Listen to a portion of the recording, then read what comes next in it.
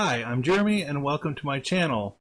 In today's video we're going to take a look at Portainer, which is a Docker management utility. So let's get started. Looking at the website Portainer.io, it goes into some information about Portainer. Join millions of others and build, manage, and support your Docker environments with Portainer. There's a community edition, and it is relatively easy to set up. So if we come back to the top and click on Get It Now, you can see that all we have to do is create a volume from the command line and then actually run an existing Docker container, and then we will access the web interface from our browser. So let's take a look at doing that. First, we create the volume, and then we run the command docker run -d. We set the port to 9000 for both internal and external, and give it a few other pieces of information, including the volume that we created earlier, and it goes ahead and gets that ready for us. Now if we go to our browser and we want to do, let's see, 172.16.74.110 port 9000, and it brings up the Portainer interface. And we've created the user, say not now. We are going to use this on a local environment, and we're going to click connect. Alright, so from here we can see different pieces of our Docker installation. There's my account information up at the top. There's about support, announcement here, which we can dismiss. And we're going to go ahead and click on our local Docker. And as we can see here, we've got two images. One is the hello world, and the other is Portainer. We've got two containers. The hello world is stopped. Portainer is running. We're going to go ahead and remove the hello world.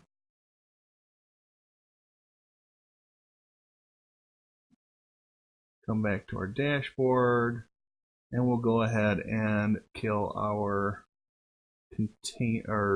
we'll kill the image for the hello world. And so now all we've got is Portainer, which we're actually logged into with the browser. This lets you set up networks and volumes, events, extensions, which it does have external authentication, which is kind of neat. Users, so we can set other users that could use this. Endpoints, so for instance, if I had Docker running on other machines, then we could also connect to and manage those machines as well. Registries, settings. We'll go back to the dashboard here. Alright, so I'm going to bring up, I'm going to jump back to Portainer again,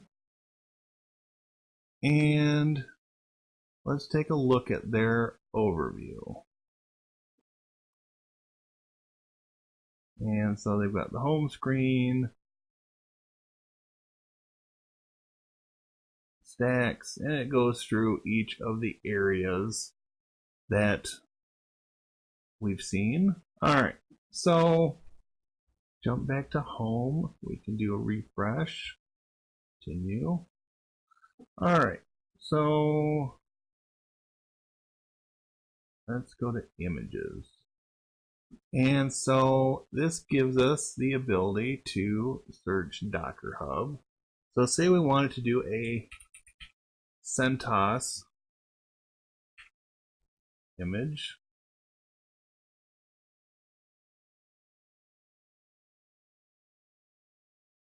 Download in progress. Maybe this will cooperate with us. Let's see. Really not too bad on resources here. And we got 6 gigs of RAM. All right, and so we've got CentOS image here, and we're going to go to containers. All right.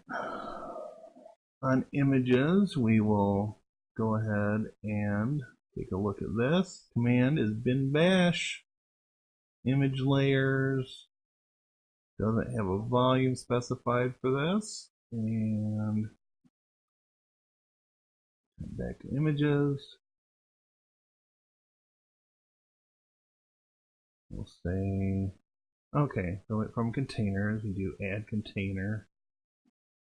And we do my CentOS latest, which is on the machine. And we'll access control for administrators, deploy the container. So now that's showing as running, and we've got access to stats, the logs, inspect, stats, and console. And we've got a failure. Oh, that's interesting. Stop for a minute with exit code 0. We're going to say start and console, connect, and it fails again. Alright, so let's see command bin bash, and if we join a network, bridge host and none, so we're in bridge. We start always, start console, next.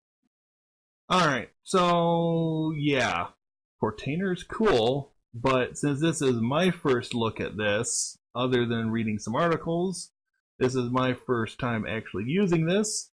Obviously, I have a little bit more work to do. I hope you can see the usefulness of Portainer and some of the things that you can do with it. I think especially for people new to Docker, which I'm still relatively new to Docker, I think this may very well be a really great tool so that you don't necessarily have to do everything from the command line. Now, there are some of us that are purists that will want to do a lot of this from the command line, and that's great too. I actually do fall into that category. The web interface can be a great way for people new or people that are less skilled or just learning to wrap their heads around some of the different pieces of Docker. And once they've got an idea of how it works and what the different pieces are, going to the command line and making use of it there makes a lot more sense. And the other part of it is, since we're using Portainer in a Docker container, if you decide you don't want to use it after a while, you can just delete that container and image, and you don't have to worry about it. On that note, after I've had a chance to play with Portainer some more, we will definitely revisit it. But that's going to wrap things up for this episode. If you like the episode, please give us a thumbs up, subscribe, and click the bell icon for more updates. Also, feel free to leave comments down below and let us know if there's something in particular you would like to see related to Docker. And I will do my best to bring out a video based on that request. Until next time, thanks for watching. Have a great day.